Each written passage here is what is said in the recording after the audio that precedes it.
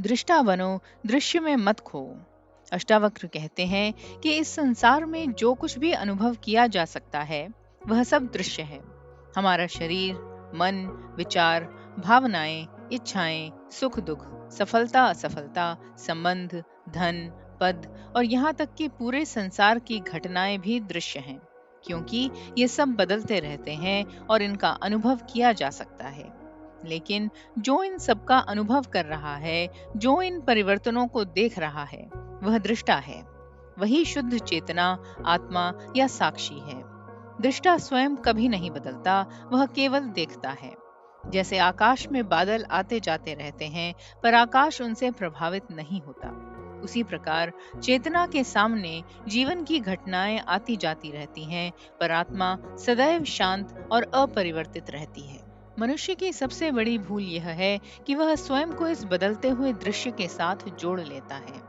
जब शरीर बीमार होता है वह सोचता है मैं बीमार हूँ। जब मन दुखी होता है वह मान लेता है मैं दुखी हूँ। जब सफलता मिलती है वह अहंकार से भर जाता है और असफलता मिलने पर स्वयं को हीन समझने लगता है। वास्तव में ये सभी अनुभव मन और शरीर के स्तर पर घटित हो रहे होते हैं, आत्मा के स्तर पर नहीं। लेकिन अज्ञान के कारण व्यक्ति दृश्य को ही अपना स्वरूप मान लेता है।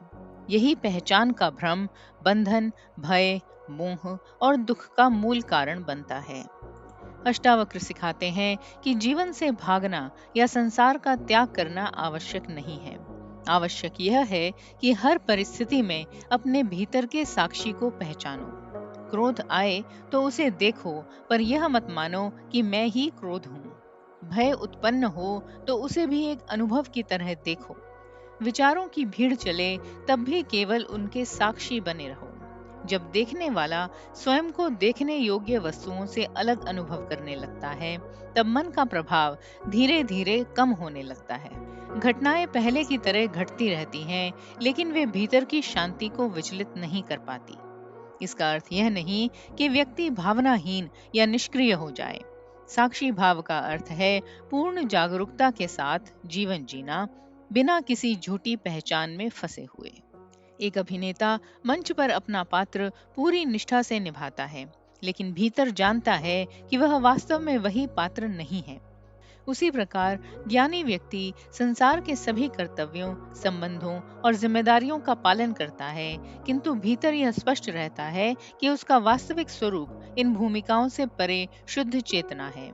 इसलिए वह कर्म करता है, पर कर्मों का बोझ अपने ऊपर नहीं लेता। जब व्यक्ति बार बार अपने दृष्टा स्वरूप में स्थित होने का अभ्यास करता है, तब धीरे धीरे आसक्ति, भय, अपेक्षाएं और अहंकार ढीले पड़ने लगते हैं। वह समझने लगता है कि संसार एक निरंतर बदलता हुआ दृश्य है और उसका वास्तविक स्वरूप उस दृश्य का साक्षी है। यही पहचान मुक्ति की शुरुआत है।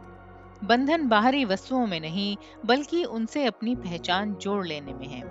जैसे ही यह पहचान टूटती है और व्यक्ति अपने शुद्ध साक्षी स्वरूप में स्थित होता है, वैसे ही भीतर गहरी शांति, स्वतंत्रता और आनंद का अनुभव होने लगता है।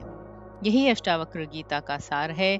दृश्य बदलता रहेगा, पर दृष्टा सदैव अचल, शांत और मुक्त है। इसलिए दृश्य में खोने की बजाय अपने दृष्टा स्वरूप को पहचानो, वही वास्तविक स्वतंत्रता और आत्मज्ञान का निवास है। आप देख रहे हैं सुनो और सुनते ही रहो। हमारा चैनल प्राचीन ग्रंथों की गहन शिक्षाओं को सरल भाषा में आप तक पहुंचाने का एक प्रयास है। हमारे उत्साहवर्धन के लिए लाइक, शेयर, कमेंट और सब्सक्राइब जरूर करें। यदि आप इस मिशन में सहभागी बनना चाहते हैं तो चैनल ज्वाइन करें और इस यात्रा में हमारे साथ चलें।